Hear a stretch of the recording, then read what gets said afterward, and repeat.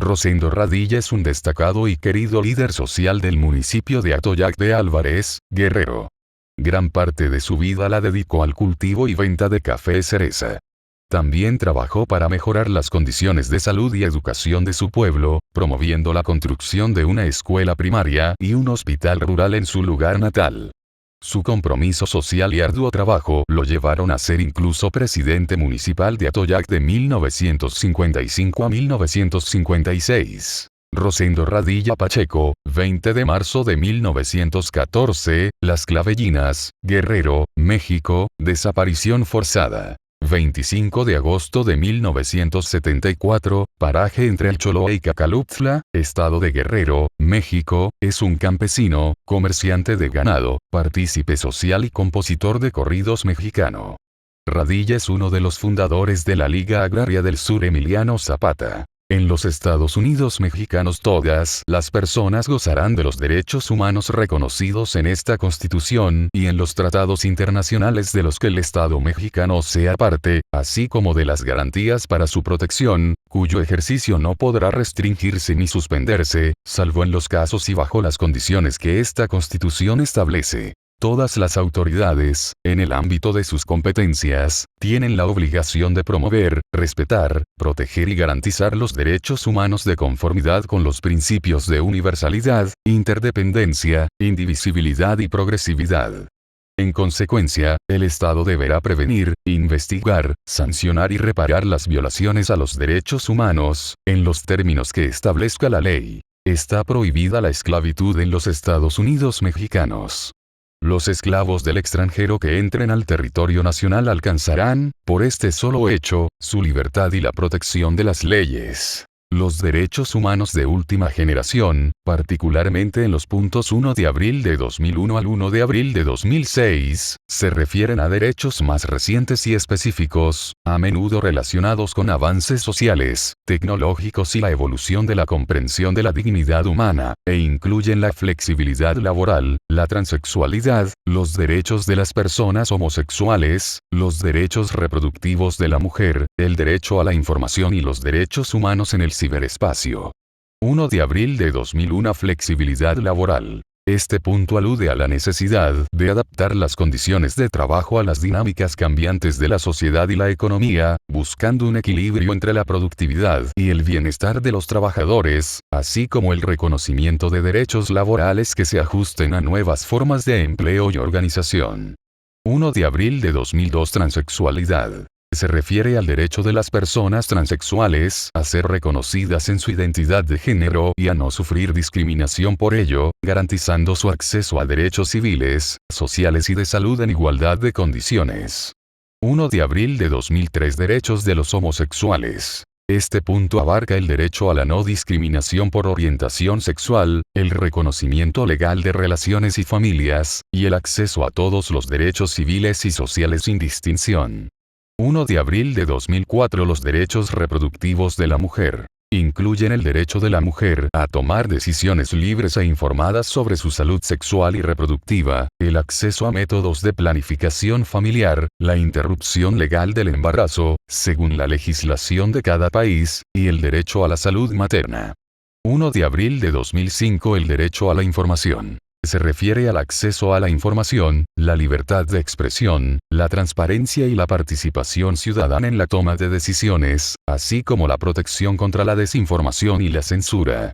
1 de abril de 2006 Los derechos humanos en el ciberespacio. Este punto trata sobre la aplicación de los derechos humanos en el entorno digital, incluyendo la privacidad, la libertad de expresión en línea, el acceso a Internet, la protección contra la ciberdelincuencia y la discriminación en línea. El concepto de garantía se refiere a cosas o derechos que aseguran y protegen contra algún riesgo o necesidad, abarcando desde garantías individuales y constitucionales que protegen los derechos inherentes a toda persona, hasta garantías en el ámbito de la propiedad y el cumplimiento de obligaciones. Son los derechos fundamentales del hombre reconocidos y protegidos por el Estado en su constitución política y los tratados internacionales de los que México forme parte. El caso de Rosendo Radilla es solo un ejemplo de las violaciones a los derechos humanos que ocurrieron durante la Guerra Sucia en México. A pesar de los avances legislativos y los esfuerzos de organizaciones de la sociedad civil, aún queda mucho por hacer para lograr la verdad y la justicia. La desclasificación de documentos, su acceso y consulta en el Archivo General de la Nación son pasos importantes en este proceso para asegurar que las víctimas no sean olvidadas y que los responsables rindan cuentas. Recordemos que detrás de cada expediente sobre desaparición forzada hay una vida perdida y una familia que sigue buscando respuestas. En este contexto, la SCJN conocerá nuevamente del caso Rosendo Radilla Pacheco, la cual en 2011 resolvió que la sentencia de la COVID era de cumplimiento obligatorio para el Estado mexicano, marcando un hito jurídico de obligatoriedad para todas las resoluciones internacionales en las que México fuera declarado responsable de cometer actos violatorios de derechos humanos. Ahora en esta ocasión, la SCJN podría reafirmar sus recientes criterios en los que ha declarado que la represión del Estado cometida en la década de los 70 constituye crímenes de lesa humanidad y tendrán la oportunidad de declarar que dichas prácticas son una forma de terrorismo de Estado y por lo tanto, debe ser juzgado en esa magnitud. Contrajo matrimonio el 13 de septiembre de 1941 con Victoria Martínez Neri, con quien tuvo 12 hijos. Romana, Andrea, Evelina, Rosa, Tita, Ana María, Agustina, María del Carmen, María del Pilar, Judith, Rosendo y Victoria. La hija de Rosendo, Andrea Radilla Martínez y su esposa Victoria, se dedicaron a hacer investigación y a buscar, infructuosamente, justicia en el país, ya que lo que deseaban lograr es que saliera a luz lo que realmente pasó durante la Guerra Sucia. También Andrea y Victoria ayudaron a familiares de víctimas de la Guerra Sucia. Victoria fue la vicepresidenta de la Asociación de Familiares de Detenidos Desaparecidos y Víctimas de Violaciones de Derechos Humanos en México, AFADEM. El único testigo que estuvo presente ante la detención de Rosendo Radilla Pacheco fue su hijo Rosendo Radilla Martínez de 11 años. Relata que su padre le dio dinero para regresar a Chilpancingo para que avisara a la familia. El último paradero de Rosendo fue en un ex cuartel militar de Atoyac de Álvarez. Su familia en un momento de desesperación buscó los restos de Rosendo en dicho cuartel, pero solo se les permitió cavar el 1% del mismo. En la búsqueda de justicia, su caso tuvo que llegar hasta la Corte Interamericana de Derechos Humanos, órgano jurisdiccional internacional que condenó al Estado mexicano como responsable de su desaparición. La relevancia del caso Rosendo deriva del hecho de ser el primer caso mexicano de desaparición forzada en ser elevado a una instancia internacional, Comisión Mexicana de Defensa y Promoción de los Derechos Humanos antes de Cristo CMDPDH, 2008. Ya antes la Corte Interamericana de Derechos Humanos, en el caso Velázquez Rodríguez vs. Honduras, había definido al delito de desaparición forzada como un delito que se perpetuaba en el tiempo, mientras no se ubicara al sujeto desaparecido o se hallaran sus restos. Los antecedentes pueden identificarse en dos periodos de tiempo. Uno en el que su mamá murió y otro en el que su padrastro la acosó a pocos días de su detención, 25 de agosto de 1974, los familiares de Rosendo Radilla realizaron una serie de denuncias públicas y gestiones, únicamente a través de familiares y conocidos para ubicar al señor Radilla, porque no existían prudentes condiciones de seguridad para acudir a las instancias de procuración de justicia de la época. CMDPDH, 2008.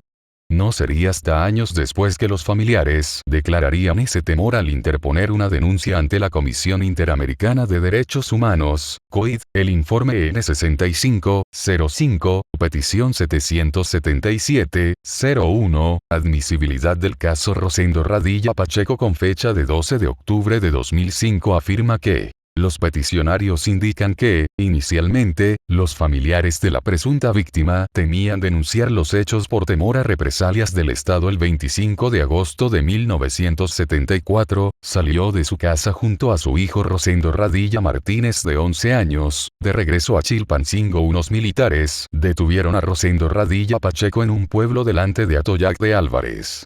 La detención fue con la excusa de que Rosendo componía corridos para Lucio Cabañas y por tener vínculos con él y Genaro Vázquez Rojas, ambos guerrilleros. Desde esa fecha no se supo de él.